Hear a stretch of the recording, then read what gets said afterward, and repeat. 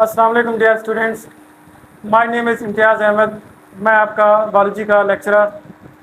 Topic हम पढ़ रहे थे डाइजेशन एंड ह्यूमन। उसमें अगला जो टॉपिक है वो है फेरिंक्स एंड इसोफेगस। फेरिंक्स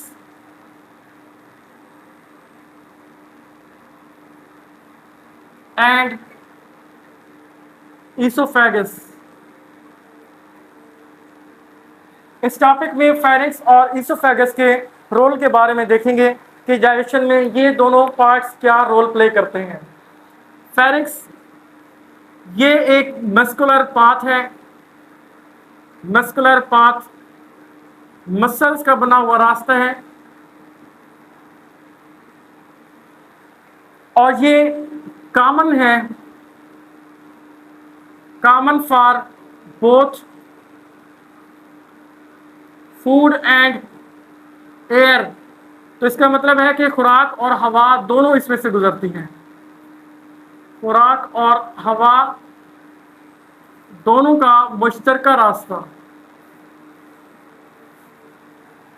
ठीक है, खुराक भी फेरिंक्स से गुजर के आगे इसोफेगस में जाती है और हवा भी फेरिंक्स से गुजर के आगे लैरिंक्स में जाती है। इसके अंदर नो केमिकल डाइजेशन, कोई केमिकल डाइजेशन का अमल नहीं होता, बल्कि ओरल कैविटी में जो डाइजेशन स्टार्ट हुई थी वही कंटिन्यू रहती है। जो ओरल कैविटी में डाइजेशन का अमल शुरू हुआ था वही अमल इसोफेगस के से पहले फेरिंक्स में जारी रहता है। इसके अलावा यहाँ पे कुछ अडेप्टेशंस हैं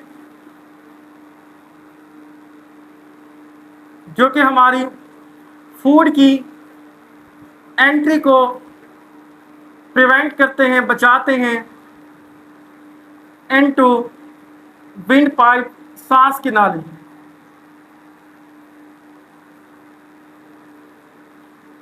सांस की नाली में खुराक को जाने से बचाने के लिए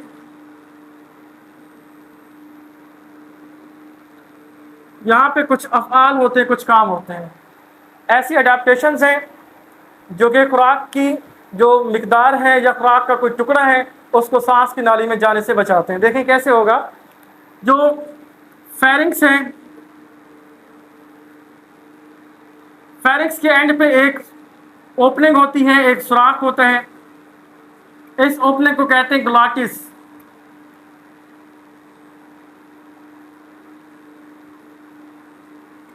और एक और इलास्टिक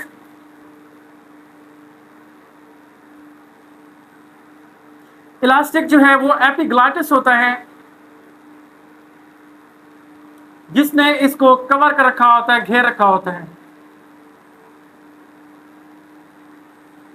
एपिग्लॉटिस ने इस ग्लॉटिस को घेर रखा होता है। तो जैसे ही खुराक हम सॉलो करते हैं, निगलते हैं, तो खुराक जो है वो फेरिंक्स से गुजर कर आगे जो है वो जाती है।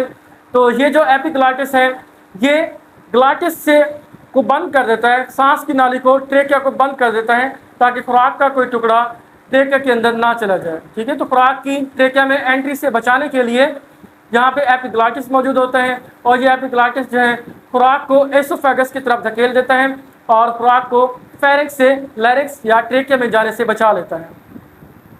नेक्स्ट आगे है इसोफेगस। इसोफेगस को हम एक ट्यूब लाइक पार्ट है, ये खुराक की नाली भी हम इसको कहते हैं। तकरीबन 25 सेंटीमीटर लॉन्ग होता है, ये 25 सेंटीमीटर लंबा ये एक ट्यूब की तरह का हिस्सा है और इसमें मूवमेंट्स होती हैं, वेव लाइक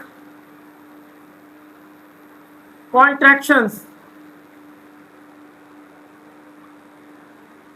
इसोफेगस की दीवारों के जो मसल्स हैं वो मसल्स लगातार कॉन्ट्रैक्ट करते हैं, लगातार सिकुड़ते हैं, जिससे वेव की तरह की हरकत पैदा होती हैं और ये हरकत खुराक को इसोफेगस से आगे मैदे की तरफ धकेल देती हैं। In wave like contraction, in movements को हम कहते हैं पेरिस्टालसिस। और पेरिस्टालसिस से जो फूड है वो मूव हो जाती है टू स्टमक। पेरिस्टालसिस लहरदार हरकत है और इन लहरदार हरकत से जो खुराक है वो इसोफेगस से मैदे की तरफ चली जाती है, मूव कर जाती है। आगे पढ़ते हैं स्टमक के बारे में। स्टमक क्या है?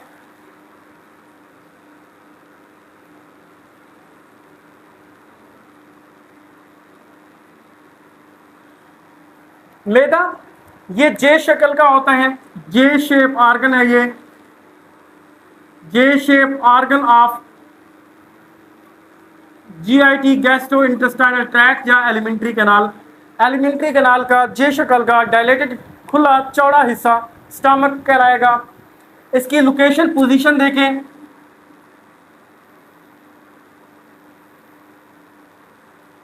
पोजीशन इसकी ये कहाँ होगा? तो जो स्टमक है लोकेटेड है एब्डोमिनल कैविटी में,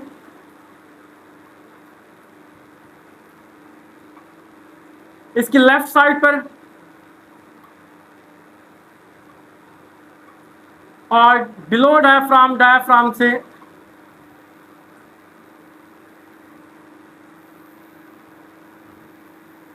डायफ्राम के नीचे होता है। ठीक है, एब्डोमिनल कैविटी में लेफ्ट साइड पर डायफ्राम के बिल्कुल नीचे जो है वो स्टमक पड़ा है, मौजूद है।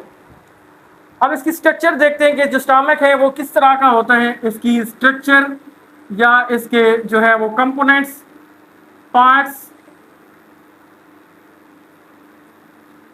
देखें। जो स्टमक है उसको मेनली डिवाइड किया जाता है टू पार्ट्स के अंदर। एक जो मैदा है उसके दो बड़े हिस्से होते हैं। पहला हिस्सा इसको कहते हैं कार्डिक रीजन या कार्डिक पार्ट, कार्डिक हिस्सा, ये पहला हिस्सा है। ये फौरन शुरू हो जाता है एसोफेगस के फौरन बाद, इमीडिएटली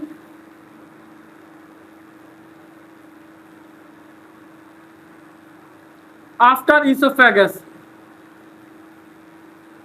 ईसोफेगस के फौरन बाद जो हिस्सा आता है उसको कार्डिक रीजन या कार्डिक हिस्सा कहते हैं। सेकंड पोर्शन, दूसरा जो हिस्सा है उसको कहते हैं पाइलोरिक रीजन।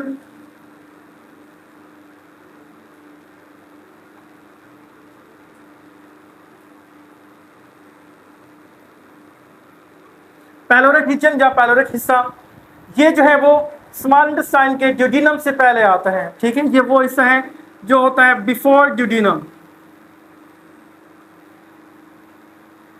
ड्यूडिनम से पहले हिस्सा जो है, ड्यूडिनम स्मॉल इंटेस्टाइन का पार्ट है। ड्यूडिनम से जो पहले हिस्सा आएगा उसको हम कहते हैं पाइलोरिक रीजन। अब इसकी डायग्राम से मैं आपको इसको यहाँ पे ये पॉइंट्स क्लियर करता हूँ। देखें, ये ऊपर से एसोफेगस आती है और ये स्टमक है, तो ये इसोफेगस है। उसके बाद जो पोर्शन आएगा इसोफेगस के फौरन बाद, इसको हम कहते हैं कार्डिक रीजन। और उसके बाद जो हिस्सा आता है वो है पाइलोरिक रीजन। और ये मैंने आपको कहा ड्यूडिनम से पहले होता है। ड्यूडिनम स्मॉल इंटेस्टाइन का पार्ट है, तो यहाँ से स्मॉल इंटेस्टाइन शुरू हो जाती है। तो स्मॉल इंटेस्टाइन से जो पहले आएगा उसको हम पाइलोरिक रीजन कहते हैं। इसके अलावा स्टमक के अंदर जो है दो सुराख होते हैं, उन सुराखों को कहते हैं स्फिंक्टर्स।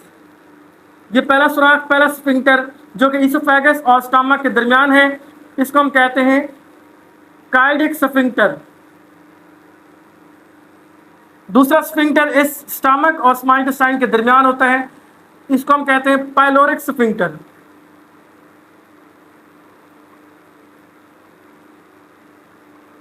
स्फिंक्टर ओपनिंग होती है, सुराख होती हैं जहां से खुराक मैदा के अंदर दाखिल होती है या जहां से खुराक मैदे को छोड़ के बाहर जाती है।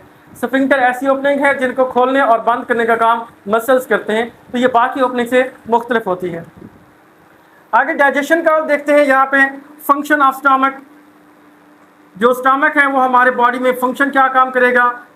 पहला इसका जो काम है वो है डाइजेशन और दूसरा इसका काम होता है फूड स्टोरेज। डाइजेशन में पहले हम देखते हैं मैकेनिकल डाइजेशन। मैकेनिकल डाइजेशन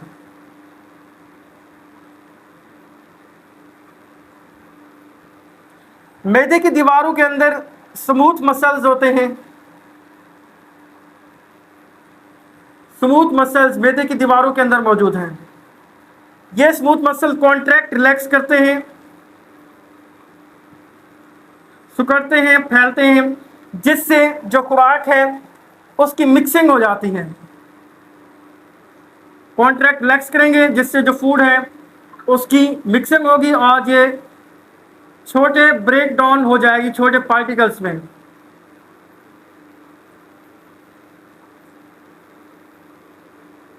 छोटे टुकड़ों में टूट जाती हैं।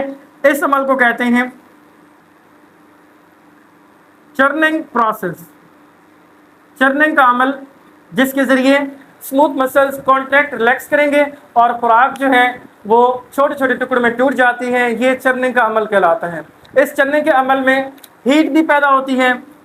ये हीट भी प्रोड्यूस करता है, प्रोड्यूस हीट, और इस हीट के जरिए जो लिपिड्स होते हैं फूड के अंदर वो लिपिड्स मेल्ट हो जाते हैं, पिघल जाते हैं, और इस तरह ये लिपिड्स भी क्या होते हैं छोटे छोटे टुकड़ों में टूट जाते हैं, कट जाते हैं। नेक्स्ट इसका आगे काम है केमिकल डाइजेशन।